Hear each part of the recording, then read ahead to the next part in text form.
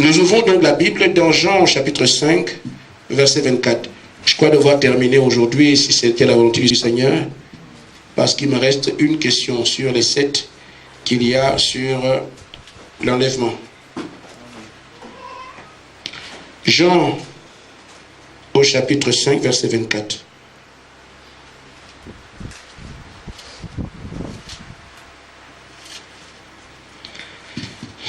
En vérité, je vous le dis, celui qui écoute ma parole et qui croit en celui qui m'a envoyé a la vie éternelle et ne vient point en jugement, mais il est passé de la mort à la vie. Amen. 1 Thessaloniciens chapitre 4, verset 16 à 18.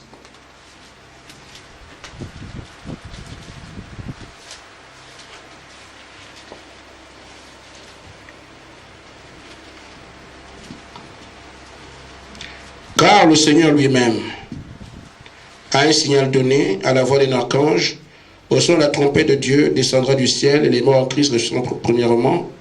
Ensuite, nous les vivants qui serons restés, nous serons tous ensemble enlevés avec eux sur les nuées à la rencontre du Seigneur dans les airs.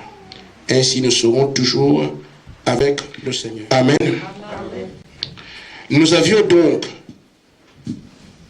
cette question qui tourne autour de l'enlèvement et nous avons par la grâce de Dieu apporté des réponses aux 6 premières questions et si telle est sa volonté, nous aurons donc la réponse qui est donnée à la 7e et dernière question.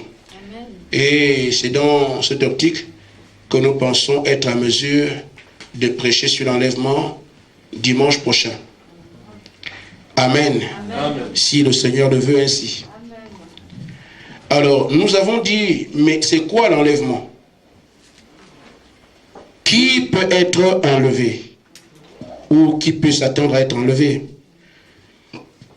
Dans la première prédication, on a vu les deux.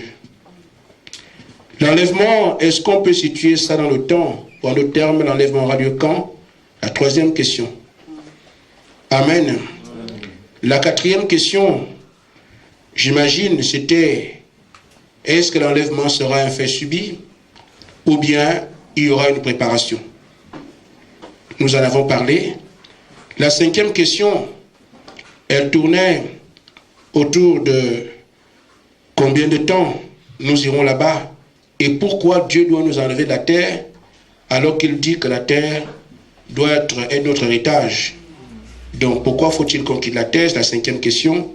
La 6e question, nous serons là-bas pour combien de temps si on doit revenir sur la terre? Et ces questions ont eu des réponses. C'est la 6e dernière. Maintenant, la 7e. L'enlèvement va avoir lieu. Mais si quelqu'un n'est pas enlevé, qu'est-ce qui lui arrivera? J'ai trouvé que cette question était importante. Parce que nous savons que le diable, son rôle, c'est nous amener à négliger la vérité de Dieu avec laquelle Dieu ne blague pas. Une fois qu'il a dit nord, c'est le nord.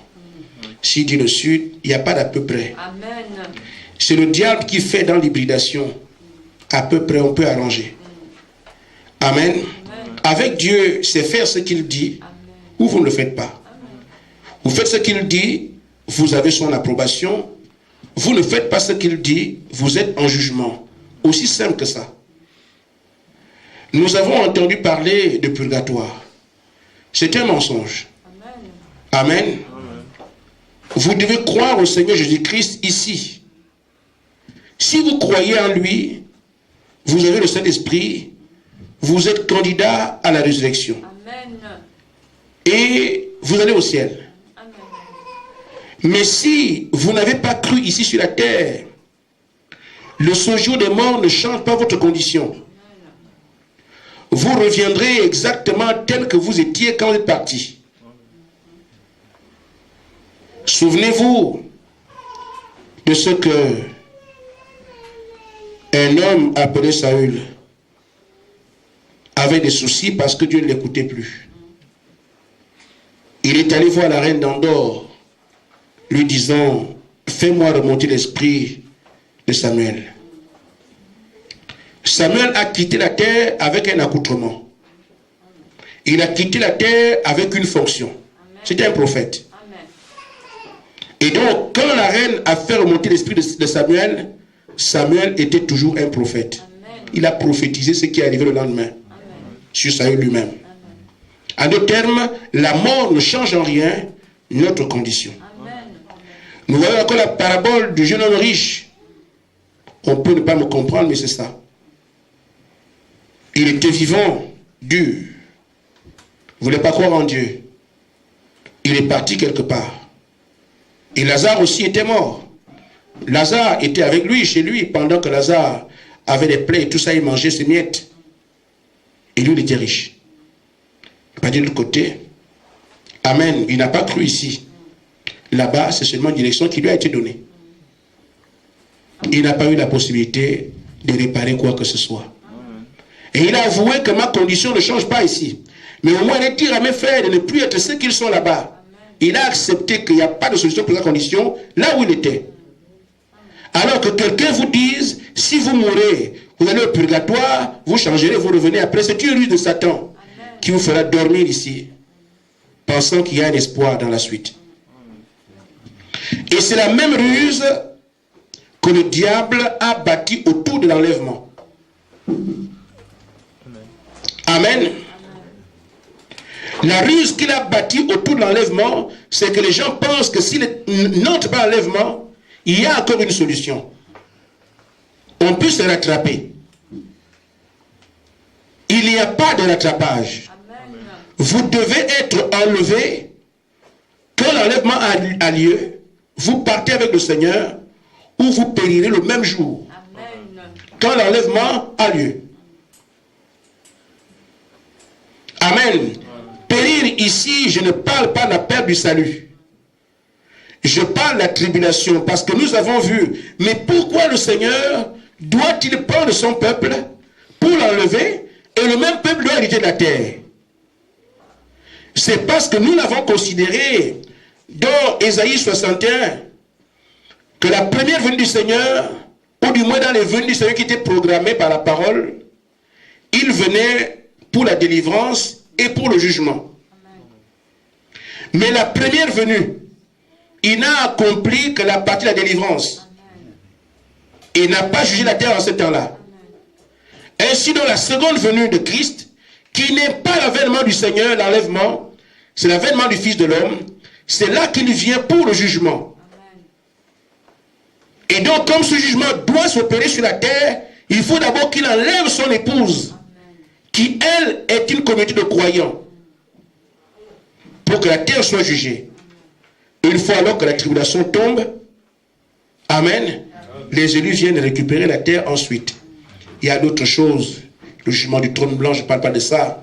Il y a Gog et Magog et tout ça. Il y a aussi les fléaux que les deux prophètes d'Apocalypse ont envoyés. Je ne parle pas de ça. Amen. Maintenant, dans une église commençante comme la nôtre, avant d'aborder une question comme celle-là, je parle sur l'enlèvement et autour de l'enlèvement, des choses qui seront simples à comprendre. C'est pour ça que je ne prends aucune brochure, je parle du message, de la parole, d'après ce que les anciens ont prêché. Mais quand je prêchais l'enlèvement, je prendrai alors ce que le message dit. Amen. Nous voyons donc ici que l'enlèvement est sûr. Dans 1 Thessaloniciens 4, Paul dit que l'enlèvement est évident. Et nous croyons cela. Mais en même temps, Jésus dit, celui qui croit à ma parole, amen, et qui la vit, qui écoute ma parole et qui la vit, qui croit en elle, cette personne a déjà la vie éternelle. Et il ne dit pas, il aura la vie éternelle. Et si tu crois, tu auras. Ce n'est pas de récompense. Mais ici, la vie éternelle, tu crois la parole parce que tu l'as déjà. Amen. Amen. En d'autres termes, c'est quelqu'un qui est un élu. Il a été élu en reconnaissant la parole dans son temps. C'est cette personne-là qui ne peut pas passer en jugement. Amen. Je dis bien, Jésus ne dit pas ici Celui qui écoute ma parole et qui croit en elle aura la vie éternelle. La vie éternelle ici n'est pas une récompense, que comme tu as cru, tu vas l'avoir. Non. La vie éternelle ici est plutôt un témoignage de ce que si tu arrives à croire, c'est parce que tu l'avais déjà. En d'autres termes, ce sont des élus. Amen. Si tu es un élu, alors tu peux être enlevé. Si tu n'es pas un élu, il n'y a rien que tu puisses faire. Amen. La tribulation tombera sur toi. Amen. Amen. Maintenant, frère, l'enlèvement, comme nous l'avons vu, sont les noces de l'agneau. Et nous pouvons aller voir ce que je suis en train de dire dans le livre de Matthieu. Amen. Amen. Matthieu 22. Nous avons dit qu'on fera l'école le dimanche pour voir un peu verset par verset comme le monde aime qu'il en soit. Nous le ferons. Amen. Amen. Mais nous apporterons le message là-dessus d'ici là. Le royaume des cieux est semblable à un roi qui fit des noces pour son fils. Amen. Amen. Vous connaissez la suite. Je vais reprendre au verset 11. Le roi entra pour voir ceux qui étaient à table. Il aperçut l'un des hommes qui n'avait pas revêtu l'habit de noces. Amen. Amen. Il lui dit, mon ami, comment es-tu entré ici sans avoir un habit de noces? Cet homme eut la bouche fermée.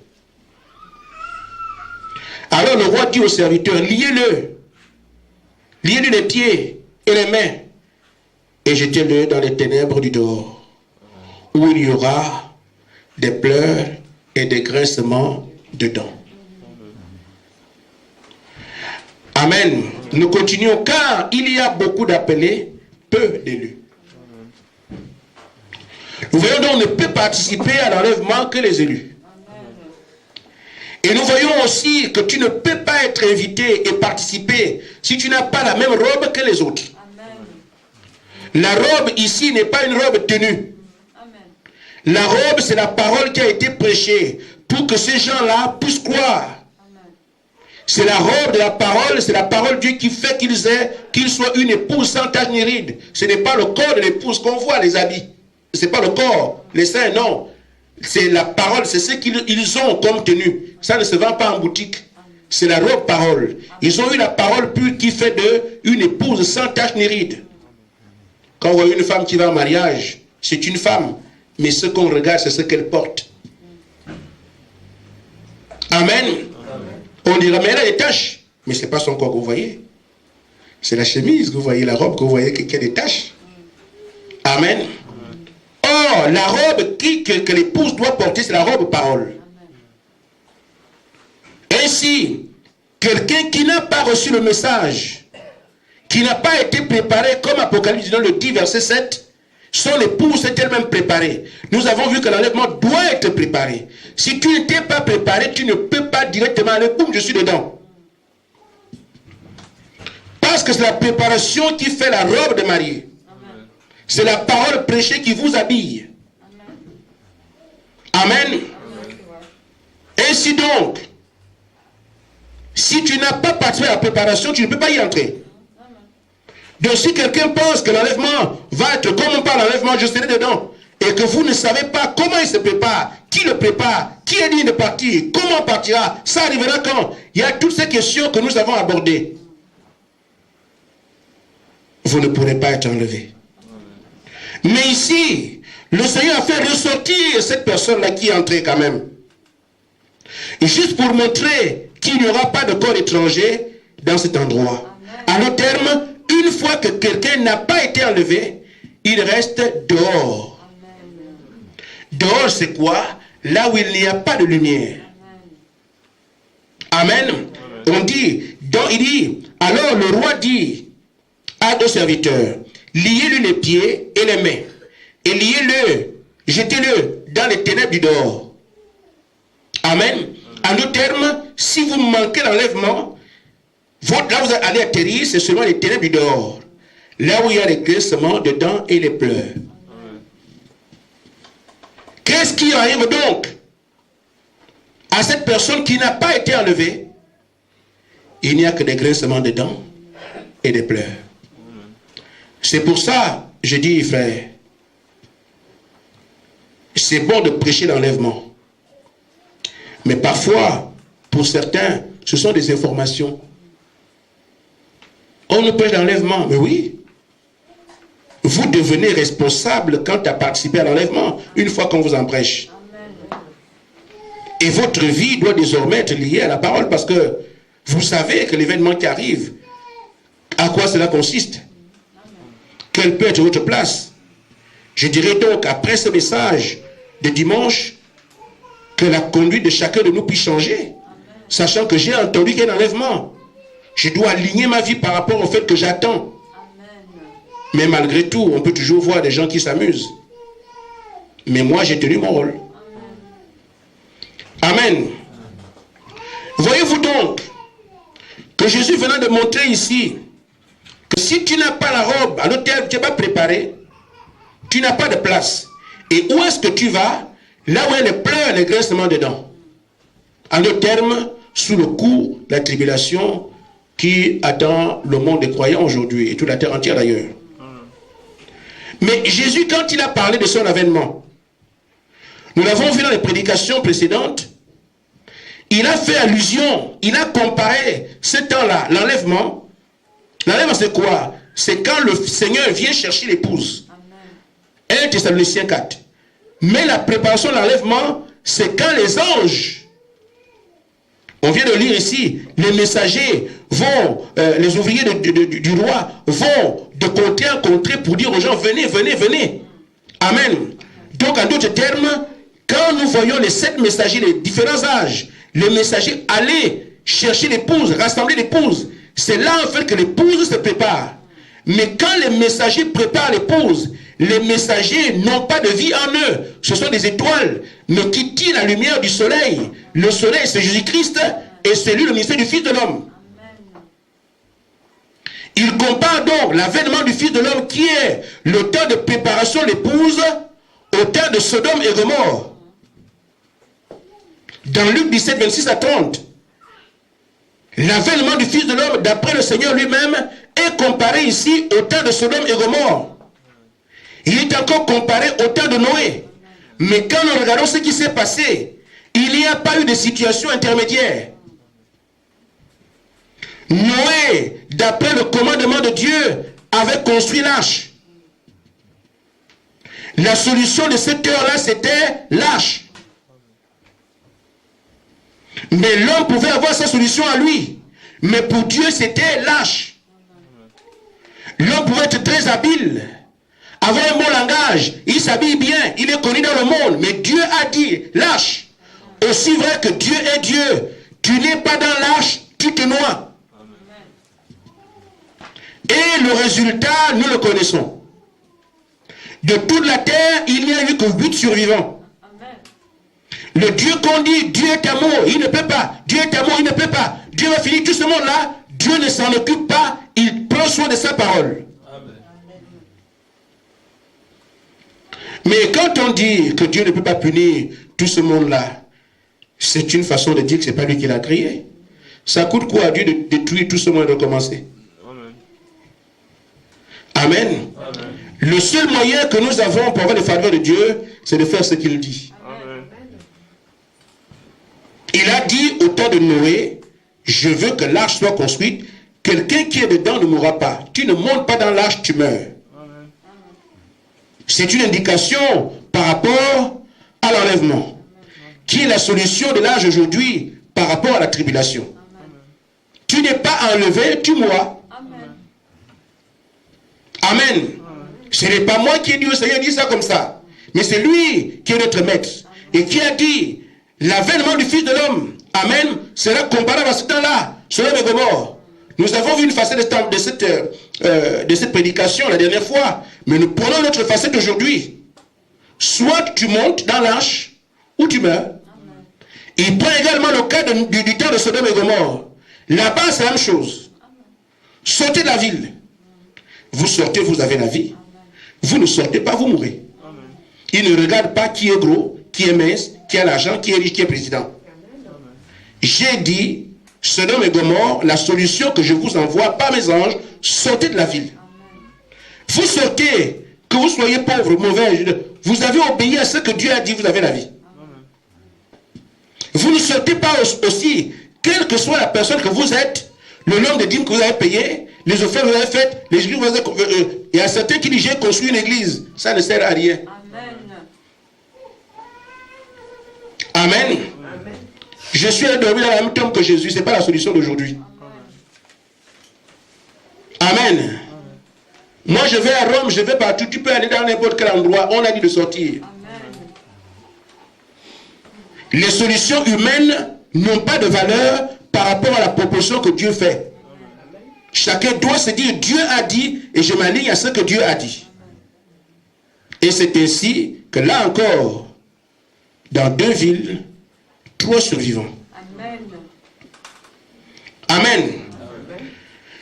C'est pour ça que frère, Jésus ayant parlé comme il a parlé, en prenant le temps de Sodome et Gomorrhe comme référence, le temps de Noé comme référence, les prédicateurs qui ont continué à perdre le troupeau, prenaient soin de ce qu'il avait dit pour parler à ceux qui les écoutaient. Mais nous aujourd'hui, on tient compte des grandes assemblées. Vous êtes combien là-bas? Votre pasteur a un doctorat? Mais non, Pierre ne prêchait pas ça. Amen. Amen. Amen. Lisons un peu dans 2 Pierre, au chapitre 2.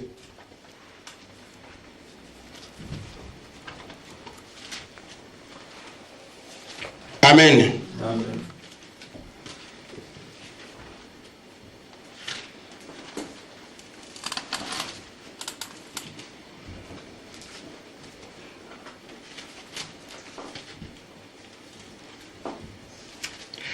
Pierre 2, à partir du verset 1 jusqu'au verset 9.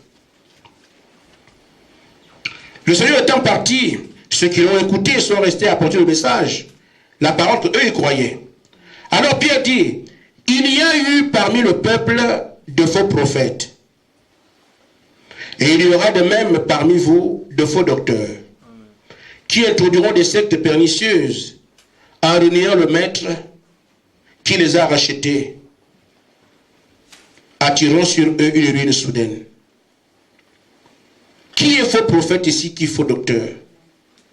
Ce sont des gens qui ne garderont pas l'enseignement que Jésus a laissé. Amen. Et qu'est-ce qu'ils vont s'attirer sur eux? Une ruine soudaine.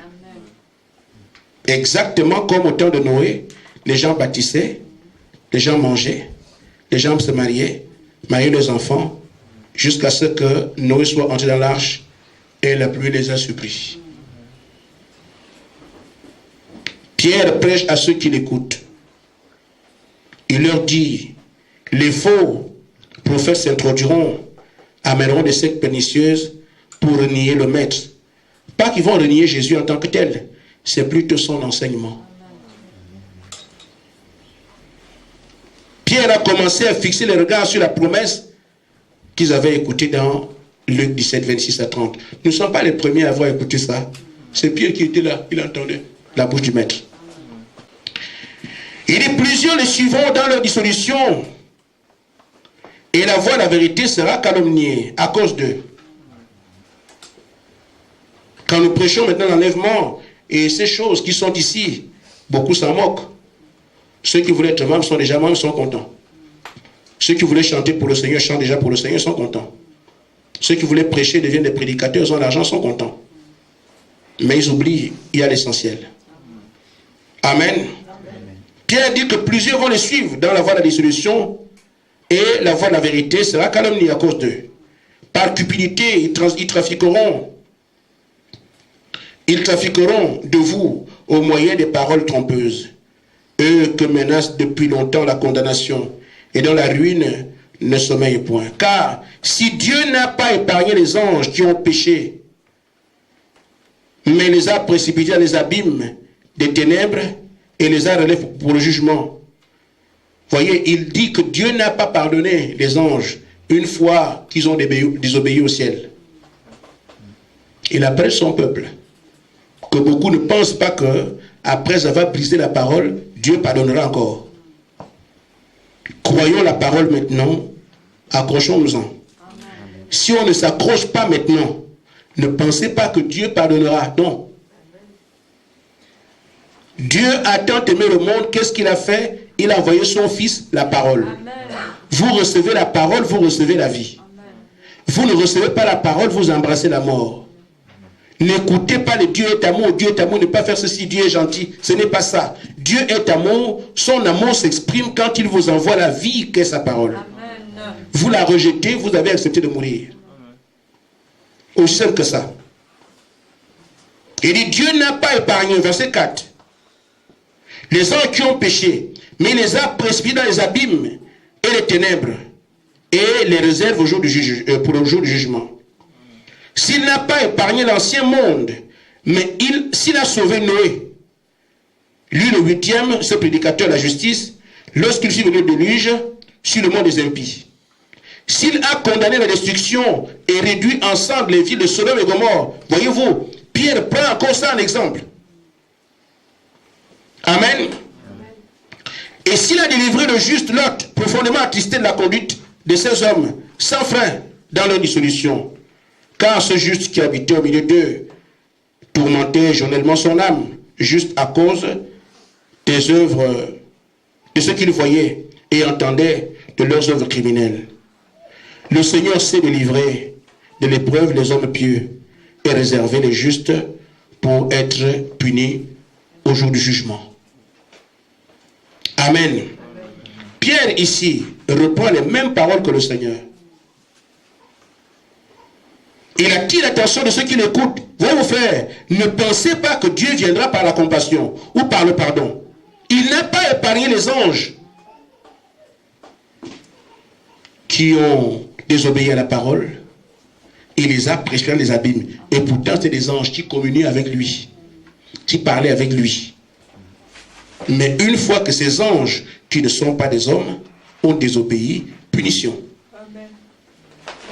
Pierre revient encore pour dire aux autres, regardez au temps de Noé, Dieu n'a pas accordé de pardon à ceux qui n'ont pas écouté le message de Noé, qui disait entrez dans l'arche. Amen.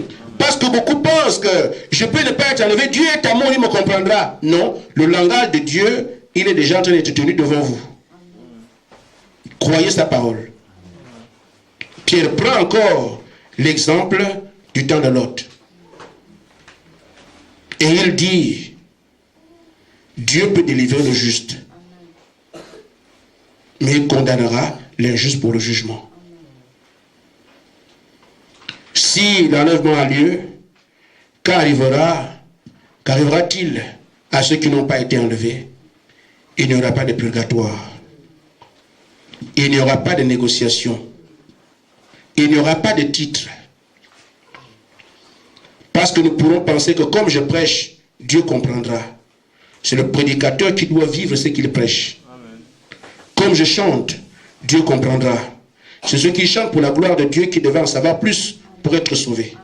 Comme je fais ceci, beaucoup vont avec des titres avec lesquels ils se sont achetés beaucoup de titres par rapport à la parole de Dieu, pensant qu'avec ça, ils monteront. Je pense qu'il est temps que chacun regarde. Qu'est-ce qui se dit sur l'enlèvement? Vous tomberez forcément sur un prédicateur qui sait de quoi il parle. Amen. Oh frère, je voudrais vous dire qu'il ne suffira pas non plus de dire je ne commets pas adultère, je mène une vie sans péché, alors je serai enlevé. Non. Regardez frère, dans Matthieu 25.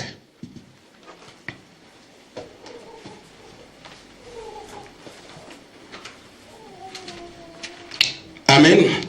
Matthieu 25, nous commencerons à lire au verset 1. C'est la parabole des 10 vierges.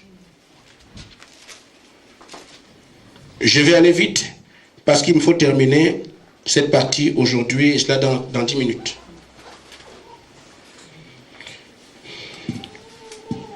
Le royaume des cieux sera semblable à 10 vierges avaient pris leur lampe, allaient à la rencontre de l'époux.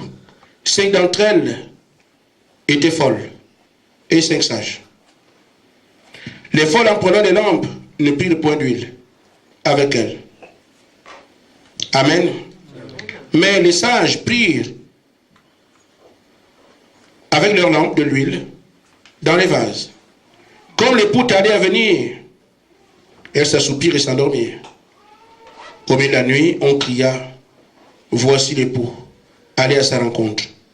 Alors toutes les vieilles se réveillèrent et préparèrent leurs lampes. Les folles dirent aux sages, donnez-nous de votre huile, car nos lampes s'éteignent. Les sages répondirent, non, il n'y aura pas assez pour vous et pour nous. Allez plutôt chez ceux qui en vendent et achetez-en pour vous. Pendant qu'elles allaient en acheter, l'époux arriva. Celles qui étaient prêtes entrèrent avec lui dans la salle des noces et la porte fut fermée. Amen. Amen. Plus tard, les autres vinrent et dirent, Seigneur, Seigneur, ouvre-nous. Mais il répondit, je vous le dis en vérité, je ne vous connais pas. C'est pas Dieu. Je veux en parler pour dire que ce n'est pas parce que je vais à l'église tout le temps que Dieu devait reconnaître je suis régulier à l'église, alors l'enlèvement est pour moi. Ce n'est pas parce que je paye les dîmes et les offrandes. On dit ces vierges qui vont te recaler et tes vierges en terme sans péché. Amen. Mais le problème qu'elles avaient, c'est qu'elles n'avaient pas le Saint-Esprit. L'huile, c'est le type du Saint-Esprit. Amen. Or, comment se fait-il que toutes les 5 ici n'ont pas de l'huile et toutes les autres 5 ont de l'huile? Cela dépend de qui leur a parlé du temps de l'enlèvement. Amen. Ça dépend de qui leur a indiqué que le temps est arrivé. Préparez-vous maintenant. Si celui qui leur a dit préparez-vous a parlé de lampe, a aussi parlé de l'huile, alors il était mandaté pour qualifier, il était qualifié pour former un peuple qui peut monter. Amen. Mais les autres, toutes les 5, étaient vierges de vie. Elles étaient dignes de partir. Elles attendaient le Seigneur. Elles croyaient que Dieu est mort pour eux. Amen. Mais celui qui leur a parlé d'enlèvement a oublié un détail. C'est qu'il fallait qu'elles aient aussi de l'huile. En d'autres termes, il avait la peau d'une brebis, mais il amène les brebis à l'abattoir. Donc, quand nous suivons cet enlèvement, nous devons être enlevés, mais tout dépend de quel message nous écoutons. Amen. Qui est notre prédicateur? Ce qu'il dit, il le tire de qui? Est-ce le programme de Dieu? Parce que beaucoup entendront par l'enlèvement, mais n'y participeront pas. Amen. Parce que tout dépend de qui vous a parlé.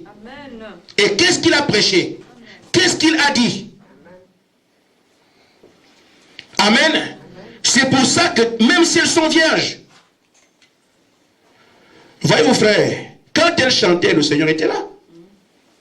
Quand elles se sanctifiaient, le Seigneur était là. Quand elles allaient à l'église, le Seigneur était là. Quand elles ont dit nous gardons vie pure parce que le Seigneur était là. Mais une fois qu'elles ont raté l'enlèvement, vous venez encore cogner et dire je ne vous connais pas. Amen.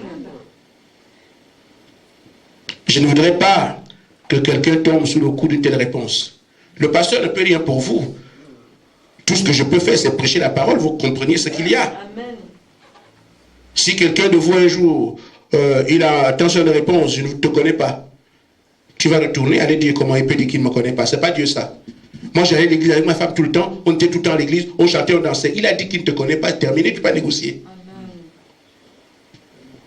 C'est maintenant qu'il faut éviter ce type de réponse. Amen. Amen. Amen. Maintenant, frère, ce que nous devons savoir, c'est que, il est vrai qu'on nous parle de Sodome et Gomorrhe. Il est vrai qu'on nous parle du temps de Noé. Et c'est bien. Et qu'on nous dise qu'il faut se préparer. Mais la tribulation, c'est quoi? Ce qu'on attend aujourd'hui, qui est en comparaison avec le temps de Sodome et Gomorrhe, ce n'est pas Gog et Magog. Amen. Amen. Ce ne sont pas le nouveau ciel, nouvelle terre. Ce n'est pas ça. Ce qu'on attend aujourd'hui, c'est Malachie 4. Amen. Qui ne s'est pas encore accompli. Amen. Lisons un peu dans Malachie 4.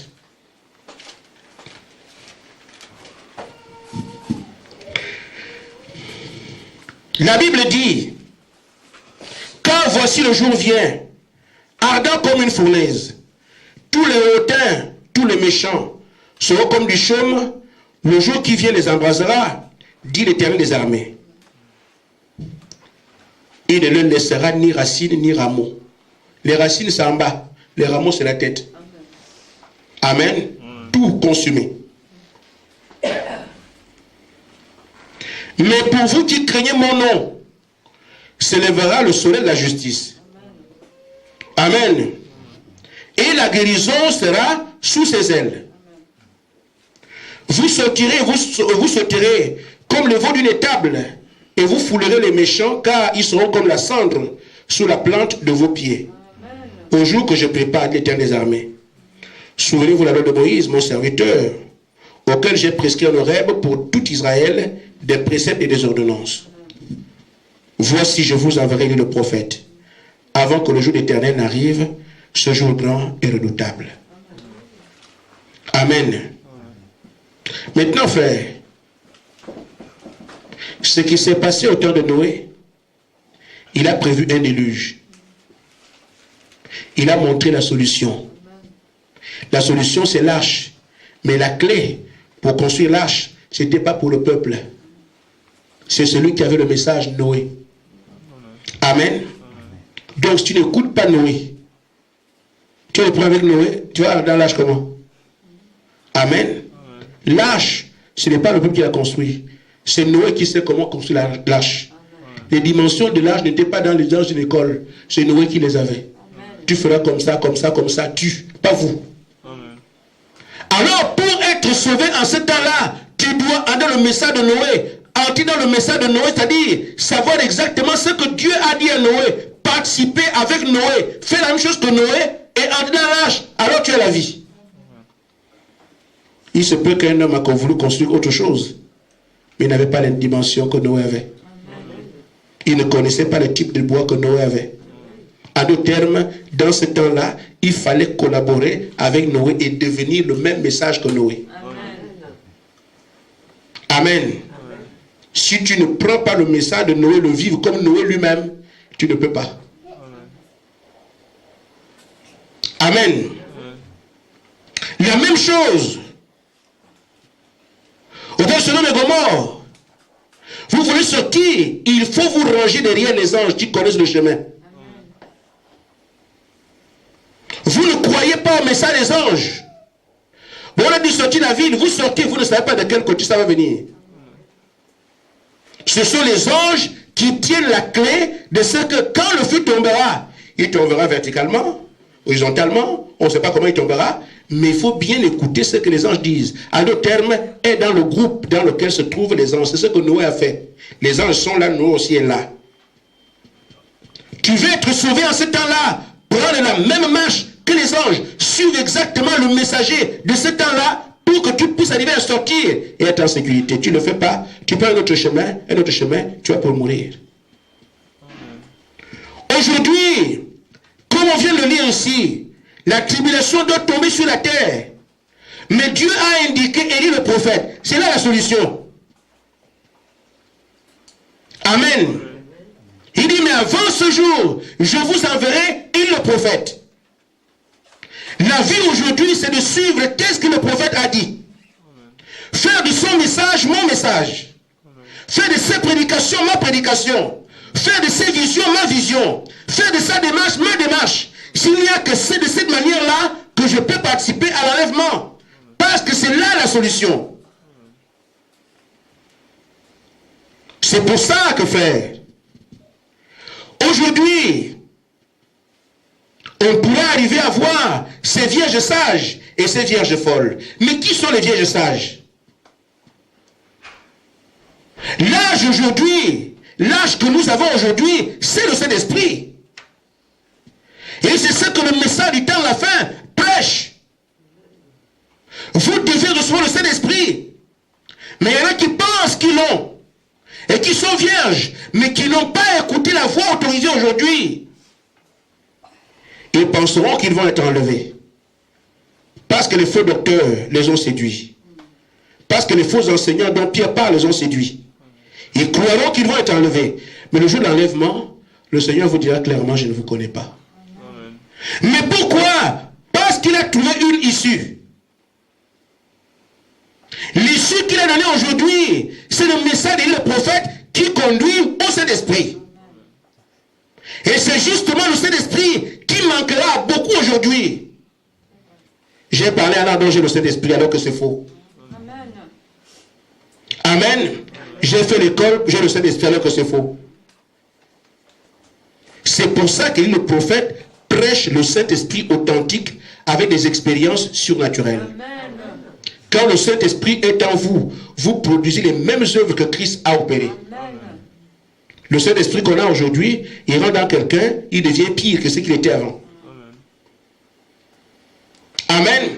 Jésus a dit, les choses que j'ai faites, vous les ferez aussi. Amen. Mais, qui était Christ? C'est le Fils de Dieu. Amen. Amen. Avant son baptême, il manifestait une sagesse. Il n'a pas commencé son ministère. Mais quand le Père, l'Esprit de Dieu est descendu sur lui, Amen, il a dit les œuvres que je fais. Mais ce n'est pas moi qui le fais, c'est le Père qui habite en moi, qui opère ces choses-là. Le Saint-Esprit est venu sur lui et a produit des œuvres divines. Amen. Parce que c'est Dieu dans l'homme. C'est ça le Saint-Esprit. Devant la mort recule. Amen. Les boiteux marchent, les aveugles voient. Le Saint-Esprit ponctuant devant tout le monde que je suis en celui-là. Et il dit, vous ne croyez pas que je suis celui-là, les œuvres la montrent que le Père est en moi. Amen. Et il dit à ceux qui ont cru, il dit, vous aussi les œuvres que je fais, vous les aurez. Mais il leur a dit, attendez d'abord le Saint-Esprit. Quand le Saint-Esprit vient à la Pentecôte, Pierre a opéré les mêmes choses que le Seigneur a opéré. Ceux qui ont le Saint-Esprit aujourd'hui, qui ne guérissent même pas un mal dedans, c'est que l'Esprit qui est en vous. L'Esprit de Dieu opérera exactement les mêmes choses. C'est pour ça que j'ai dit, frère, restez avec le message de Malachie 4. Et ce que nous appelons Malachie 4 aujourd'hui, c'est parce que cette écriture s'est accomplie dans le ministère de William Marion Branham. C'est ce qui nous permet de comprendre alors, le lit de Malachie 4, c'est alors William Branham. Vous marchez avec son message, vous croyez ce message, vous vivez ce message, alors l'enlèvement est pour vous. Amen. Parce que vous avez suivi exactement la porte que Dieu a proposée. Je dis donc, pour terminer, dans Hébreux chapitre 4, versets 6 à 7, il est écrit ceci. Parfois on nous dit, nous prédicateurs du message, vous avez des petits livres à côté. Mais la Bible n'est pas placée sous négligence. Nous connaissons l'importance de la Bible. Nous connaissons aussi, heureusement, l'importance du message. Amen. Quelqu'un va appeler ça un petit livre. Mais le message n'est pas moins grand que la Bible que nous avons ici. Amen. Amen. Le message n'est pas moins grand que ce que nous avons déjà dans l'Apocalypse. Parce que c'est cette Bible prêchée qui devient le message. Amen. Amen. Amen. C'est la parole révélée, rendue claire. Amen. Amen. Amen. Maintenant, dans Hébreux 4, 6, il est écrit, or, puisqu'il est encore réservé à quelques-uns d'y entrer, et que ceux à qui d'abord la promesse a été faite, n'y sont pas entrés à cause de leur désobéissance, Dieu fixe un nouveau jour, aujourd'hui, en disant, dans David, aujourd'hui, si vous entendez sa voix, n'endurcissez pas votre cœur. C'est ce que je dis aux frères. C'est ce que je dis aux sœurs. Après l'enlèvement, automatiquement, il y a la tribulation. Amen. Tu n'es pas enlevé, tu restes. Et là pour griller. Amen. il n'y aura plus une seule mouche sur la terre. Tout le monde va passer par le feu. Parce que ce feu embrasera la terre entière. Je n'en parle pas aujourd'hui, on verra qu'est-ce que c'est. Il n'y aura pas de cachette. Ce que quelqu'un peut faire aujourd'hui, c'est chercher à être enlevé. Sinon le feu est sur toi. Et je ne pense pas que quelqu'un puisse dire aujourd'hui, mais qu'est-ce que je dois faire? La réponse est là, il y a un message qui est envoyé pour ça. Le message que prêche William Branham a été envoyé pour ça. Et c'est ce message qui vous conduira au Saint-Esprit. Seul ce message vous conduira au Saint-Esprit. Vous n'aurez pas de Saint-Esprit en dehors du message. Vous aurez des simulacres. Vous aurez ce qu'on a conclu, on a dit sur le Saint-Esprit, des rêves et des visions, tout le reste. Mais vous n'aurez pas la vie de Christ, la vie Zoé de Dieu en vous. Amen. Qui opère les mêmes choses que Christ. Amen. Si vous êtes là, c'est tant mieux. Mais je sais que c'est une catégorie particulière qui arrivera là. Amen. Si tu en fais partie, saisis l'occasion. Et si tu m'écoutes et que tu crois que ce que j'ai dit a commencé à avoir un petit effet sur toi, sache simplement que si tu entends sa voix, n'endurcis pas ton cœur. Que Dieu vous bénisse. Amen.